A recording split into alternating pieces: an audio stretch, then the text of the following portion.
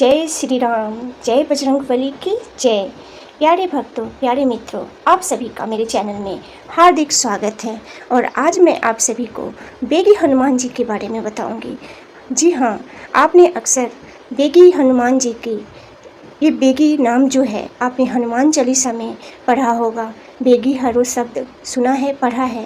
लेकिन आज मैं आप सभी को साक्षात बेगी हनुमान जी की दर्शन करवाऊंगी, उनकी कथा भी सुनाऊंगी और उनके बारे में सब कुछ पूरी संपूर्ण जानकारी मैं इस वीडियो में दूंगी आप सभी को। तो आप सभी से अनुरोध है कि वीडियो को पूरा आखिर तक देखिएगा, सुनिएगा, समझिएगा, बीच में बिल्कुल भी अधूरा नहीं छोड़िएगा।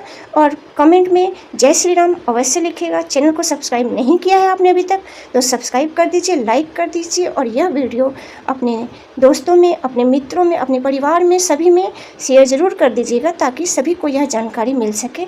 और आइए अब मैं आप सभी को बताती बेगी हनुमान जी की कथा सुनाऊँगी। सबसे पहले मैं आपको बेगी हनुमान जी की कथा यह है कि मध्य प्रदेश की धरती सदियों से देवताओं और ऋषियों की तपोभूमि रही है। यह सभी जानते हैं कि मध्य प्रदेश, उज्जैन, यह धामों के लिए बहुत ही पवित्र और शुद्ध माना जाता है। यहाँ की नदियाँ, जंगल और पर्वत अनेक दिव्य घटनाओं के साक्षी बने हैं।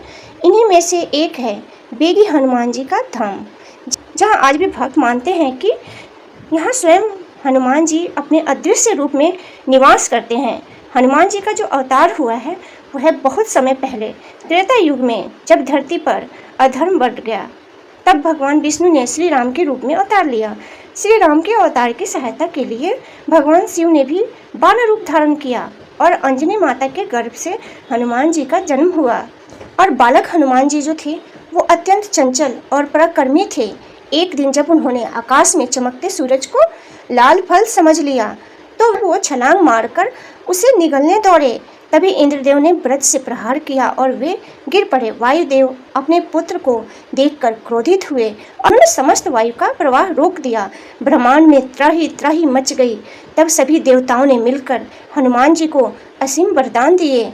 शिव जी से पराक्रम मिला, विष्णु जी से अजेयता, ब्रह्मा से अमरत्व और सूर्य से ज्ञान। हनुमान जी से सबसे जुड़ी हुई बात, सबसे खास बात यह है कि कथाओं में आता है कि श्री राम के वनवास के समय जब वे दंडक वन की ओर बढ़े तब हनुमान जी भी उनके साथ अनेक स्थलों पर गए। यही अवसर था जब वे मध्य प्रदेश की इस पावन भूमि पर आए। कहते हैं कि यही एक जगह हनुमान जी ने रात्रि विश्राम किया और तपस्या में लीन हुए।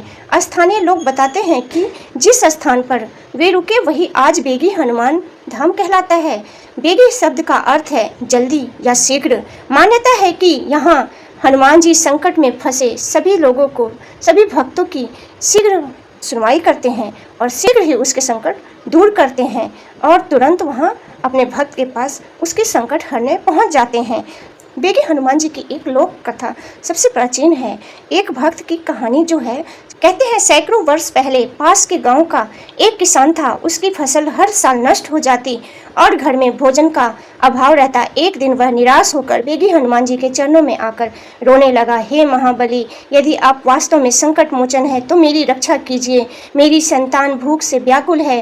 रात्रि में किसान को स्वप्न आया। हनुमान जी प्रकट हुए और बोले, भय मत कर वत्स, कल से तेरी भूमि में समृद्धि का प्रवाह होगा, परंतु यह मत भूलना कि समृद्धि केवल परिश्रम और भक्ति से अस्थायी होती है। सुबह जब किसान उठा तो उसने देखा कि उसकी भूमि में अचानक हरियाली छा गई है।